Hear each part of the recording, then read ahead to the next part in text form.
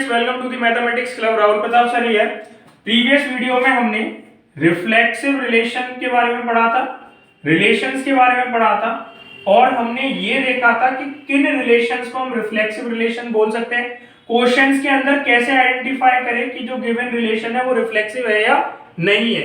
आज की वीडियो में हम सिमेट्रिक रिलेशंस के बारे में पढ़ेंगे। अगर आपने रिफ्लेक्सिव रिलेशन के बारे में नहीं पढ़ा तो आप प्रीवियस वीडियो में जाके देख सकते हैं कि किन रिलेशंस को रिफ्लेक्सिव रिलेशन बोलते हैं। Let's start. जैसा कि आपके सामने डेफिनेशन लिखी हुई है, a relation R in a set is called symmetric if A1 A2 belongs to R। देखो, अगर इस डेफिनेशन को आपको एग्जैक्टली समझना है तो पहले क्वेश्चन से समझो। ये एक रिलेशन है, नीचे R equals to 1 to 2 common. Relation के अंदर ऑर्डर्ड पेयर होते हैं। रिलेशन जो होता है वो किसी भी सेट के क्रॉस प्रोडक्ट के ऊपर डिफाइन होता है और ये इस क्रॉस प्रोडक्ट का सबसेट होता है। ठीक है, किसी भी सेट के क्रॉस प्रोडक्ट का सबसेट ही रिलेशन होता है। अब यहाँ पे हमें ये रिलेशन दिया हुआ है ऑलरेडी क्वेश्चन के अंदर और आपको ये चेक करना है कि ये जो गिवन रिलेशन है ये सिमेट्रिक रिलेशन है या नहीं है। इसको चेक करने के लिए सबसे पहली कंडीशन नंबर 1, जैसे आपको ये एक ऑर्डर्ड पेयर इसके अंदर दे रखा है 1, 2, जिसको हमने डेफिनेशन में किससे रिप्रेजेंट कर रखा है A1, A2। अगर ये गिवन है 1, 2 हमें गिवन है, ये ऑर्डर्ड पेयर हमें गिवन है, तो अगर ये हमें गिवन है 1, 2, तो इसी रिलेशन के अंदर अगर आपके पास A2, A1 है, A2, A1, अब A2, A1 मींस 2, 1, अगर ये हमारे रिलेशन के अंदर है तो हम अपने रिलेशन को क्या बोलेंगे? Symmetric relation. और सिर्फ इसके लिए नहीं, जितने भी ऑर्डर्ड पेयर आपके रिलेशन के अंदर हैं उन सब के लिए उनका एक A2 और A1 होना चाहिए। जैसे सबसे पहला ऑर्डर्ड पेयर हमने लिया 1, 2, जिसका अगर हम A2, A1 देखें तो क्या होगा? 2, 1। क्या ये रिलेशन के अंदर है? बिल्कुल है। हमने दूसरा ऑर्डर्ड पेयर लिया तो दूसरा ऑर्डर्ड पेयर क्या है हमारा? 2, 1। इसके लिए अगर हम सिमेट्रिक ऑर्डर्ड पेयर देखें तो वो क्या होना चाहिए? 1, 2। ठीक है, क्या दोनों में ऐसी कंडीशन है? 1, 2 है तो 2, 1 है, 2, 1 है तो 1, 2 है। देन जो हमारा रिलेशन है वो कौन सा रिलेशन कहलाएगा? Symmetric relation. कैसा रिलेशन कहलाएगा? Symmetric relation. चलिए एक और एग्जांपल देखते हैं, उससे समझने की कोशिश करते हैं। नेक्स्ट एग्जांपल देखते हैं। देखो इस वाले में क्या दे रखा है? ए आपके पास सेट है 1, 2, 3, इसके 3 एलिमेंट है। इस सेट के क्रॉस प्रोडक्ट के ऊपर ये रिलेशन डिफाइन किया हुआ है और इस रिलेशन की ये ऑर्डर्ड पेयर है। हमें ये बताना है कि ये जो गिवन रिलेशन है ये सिमेट्रिक रिलेशन है या नहीं है। सबसे पहली कंडीशन क्या थी सिमेट्रिक रिलेशन की? जैसे कि हमने पिछले एग्जांपल में देखा था, से यहां से चालू करेंगे पहले ऑर्डर्ड पेयर से। ठीक है, पहला ऑर्डर्ड पेयर क्या है आपका? 1, 1। इसको A1 मानते हैं, इसको A2 मानते हैं। अगर ये A1, A2 है और अगर आप इसके एलिमेंट को रिवर्स कर दें, मतलब A2 पहले लिख दें, A1 बाद में लिख दें, तो क्या बनेगा ऑर्डर्ड पेयर? सेम 1, 1। तो इसके लिए यही इसका रिवर्स ऑर्डर पेयर है। इसके लिए देखें 2, 2 के लिए तो यही सेम बनेगा, A1, A2, A2, A1। Similarly 3 और 3 का अगर हम प्लेस चेंज कर दे तो यही बनेगा। इन तीनों के लिए एक A1, A2 के लिए, हर एक A1, A2 के लिए एक A2, A1 प्रेजेंट है। अब हम इसके लिए चेक करते हैं। इसका देखो 1, 2 को अगर आप कंपेयर करोगे A1 और A2 से तो 1 A1 और 2 क्या हो गया? A2। अब इसको रिवर्स कर दो, A2, A1, दैट मींस 2, 1। क्या इस पूरे ऑर्डर पे, इस पूरे रिलेशन के अंदर 2, 1 प्रेजेंट है? देखो ना तो यहाँ है, ना यहाँ, ना यहाँ, ना यहाँ, ना यहाँ। तो इस पर्टिकुलर ऑर्डर्ड पेयर के लिए A1, A2 के लिए A2, A1 अवेलेबल नहीं है। अगर किसी एक भी ऑर्डर्ड पेयर के लिए उसका रिवर्स A2, A1 अवेलेबल ना हो, ऐसा ऑर्डर्ड पेयर अवेलेबल ना हो, तो इस पर्टिकुलर केस में हम अपने रिलेशन को सिमेट्रिक रिलेशन नहीं बोल सकते। हम फर्दर चेक नहीं करेंगे क्योंकि हमें इसी का रिवर्स नहीं मिला तो आगे देखने का कोई फायदा नहीं है। अगर कोई एक भी ऐसा ऑर्डर्ड पेयर मिल जाता है जिसका A2, A1 प्रेजेंट नहीं है तो हम आगे चेक नहीं करेंगे, हम बोल देंगे कि हमारा जो गिवन रिलेशन है वो सिमेट्रिक रिलेशन नहीं है। ठीक है, शायद अब आपको डेफिनेशन क्लियर हुई है। फिर से डेफिनेशन देखो, कोई सा भी रिलेशन किसी भी सेट में जो डिफाइन है वो सिमेट्रिक कब कहलाएगा? अगर सेट के अंदर A1, A2 मतलब सेट के अंदर कोई भी ऑर्डर्ड पेयर प्रेजेंट है। अगर ऑर्डर्ड पेयर प्रेजेंट है, जो सेट रिलेशन में कोई ऑर्डर्ड पेयर प्रेजेंट है A1, A2, तो उसका A2, A1 भी रिलेशन के अंदर होना चाहिए।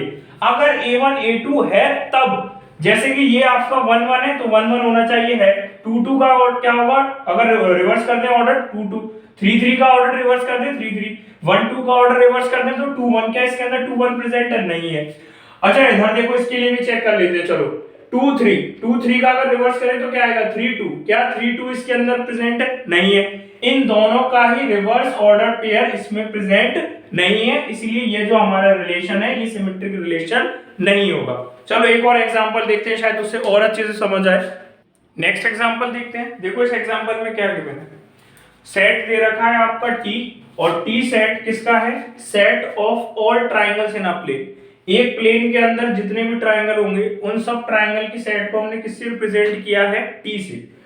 मतलब अगर मैं इसको समझाना चाहूं तो मान लो ये प्लेन है आपका, ठीक है, ये मान लो बोर्ड चारों डायरेक्शन में, ऊपर नीचे अगल बगल चारों डायरेक्शन में इनफाइनाइटली बढ़ता जाए तो ये क्या कहलाएगा? प्लेन। और इसके अंदर जितने भी ट्राइंगल्स बन सकते हैं उन सारे ट्राइंगल्स के सेट को हमने किससे रिप्रेजेंट किया है? T से, ठीक है। ये तो हो गया आपका सेट। अब इसके ऊपर रिलेशन क्या दिया है वो देखो।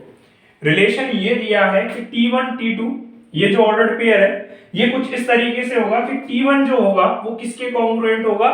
T2 के। मतलब अगर मान लो ये ट्राइंगल T1 है और ये ट्राइंगल T2 है तो इनके बीच में रिलेशन ये दिया है कि ये ट्राइंगल इस ट्राइंगल के क्या होगा? कॉन्ग्रुएंट। ये कॉन्ग्रुएंट का सिंबल है।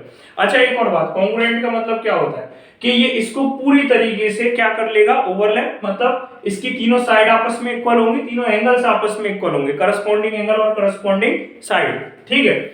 अब हमसे ये पूछा गया है कि ये जो गिवन रिलेशन है ये सिमेट्रिक रिलेशन होगा या नहीं होगा।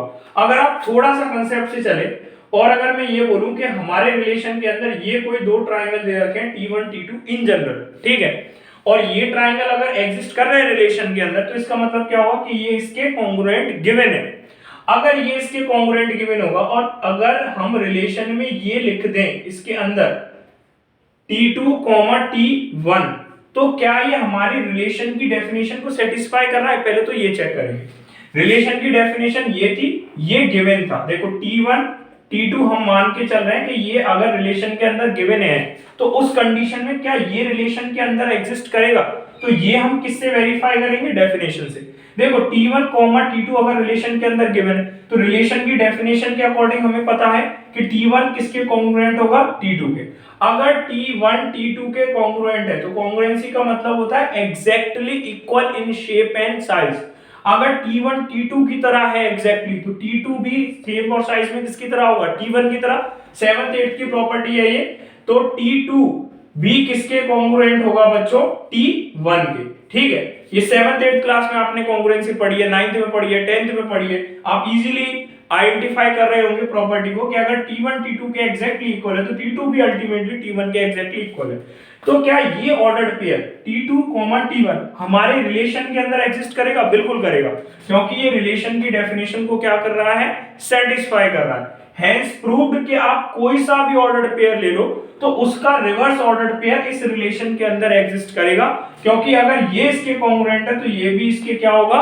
कॉन्ग्रुएंट। तो जैसा कि हमारी डेफिनेशन कहती है कि अगर A1 A2 आपके सेट रिलेशन को बिलोंग कर रहा है तो फिर उस ही रिलेशन के अंदर A2 A1 भी होना कंपलसरी है। और अभी अभी हमने समझा कि अगर T1 T2 R में है तो T2, T1 भी R को बिलोंग करेगा by the definition of relation, given relation जो आपको दिया हुआ है।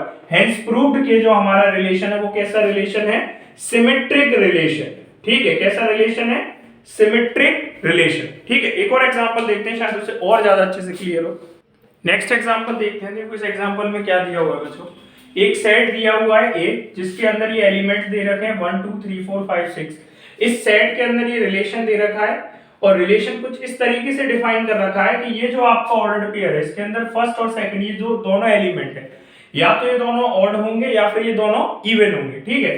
चलो चेक करते हैं सिमेट्री की डेफिनेशन क्या बोलती है, उसी को लगाएंगे। देखो एक बिल्कुल कोर कंसेप्ट आपको बताता हूं, कभी भी कोई सा भी क्वेश्चन आ जाए, मैंने पिछले वाले वीडियो में भी बताया था, रिफ्लेक्सिव के लिए, सिमेट्रिक के लिए भी बताता हूं, आपको जो कोर डेफिनेशन है ना उसको इस पे मतलब पूरी तरीके से अप्लाई करना होता है। जैसे डेफिनेशन में बोला है कि अगर A1 A2 इसको बिलोंग कर जाता है, अगर इसके अंदर कोई ऑर्डर्ड पेयर है तो उस ऑर्डर्ड पेयर का रिवर्स भी इसके अंदर एग्जिस्ट करना चाहिए। अगर सारे ऑर्डर्ड पेयर का रिवर्स इस रिलेशन के अंदर एग्जिस्ट करता है, जितने भी इसमें ऑर्डर्ड पेयर आपको मिलेंगे ना, उन सारे ऑर्डर्ड पेयर का अगर इसमें रिवर्स एग्जिस्ट करता है तो ये पर्टिकुलर रिलेशन क्या कहलाएगा, सिमेट्रिक रिलेशन।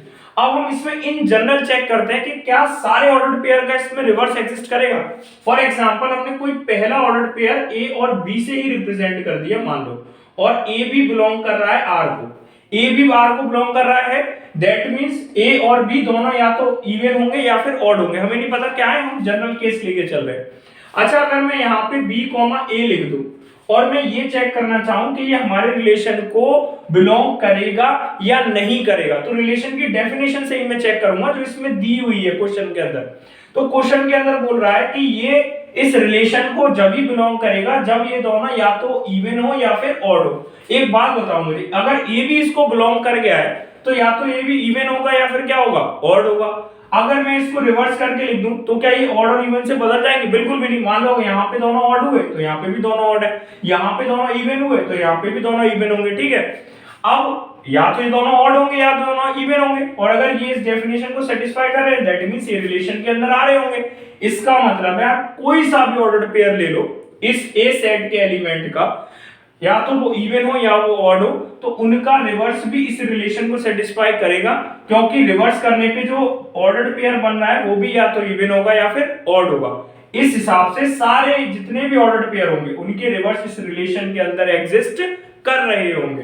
हेंस प्रूव्ड कि ये जो गिवन रिलेशन है कैसा रिलेशन है, सिमेट्रिक रिलेशन है। फॉर एग्जांपल मैं लिख देता हूं, मान लो 1,2 इसको बिलोंग कर रहे हैं, 1,3 ले लेता हूं, मान लो 1,3 इसको बिलोंग कर रहे हैं, तो 1,3 दोनों कैसे हैं, देखो ऑड है। अगर मैं यहाँ पे लिख देता हूँ 3,1, तो क्या 3,1 इस रिलेशन को मतलब सेटिस्फाई करेगा। देखो रिलेशन क्या बोल रहा है कि दोनों या तो ऑड हो या फिर इवन हो, ऑर्डर्ड पेयर के एलिमेंट। हमारे ऑर्डर्ड पेयर के एलिमेंट दोनों कैसे हैं, ऑड है, ठीक है, तो इसको बिलोंग कर रहा होगा।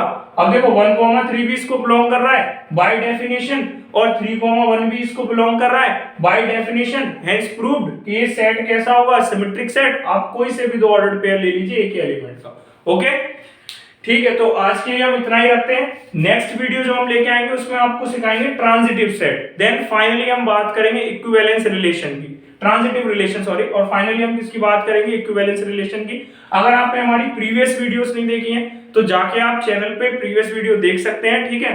आज के लिए इतना ही, थैंक यू सो मच, जुड़े रहिए, शेयर करते रहिए।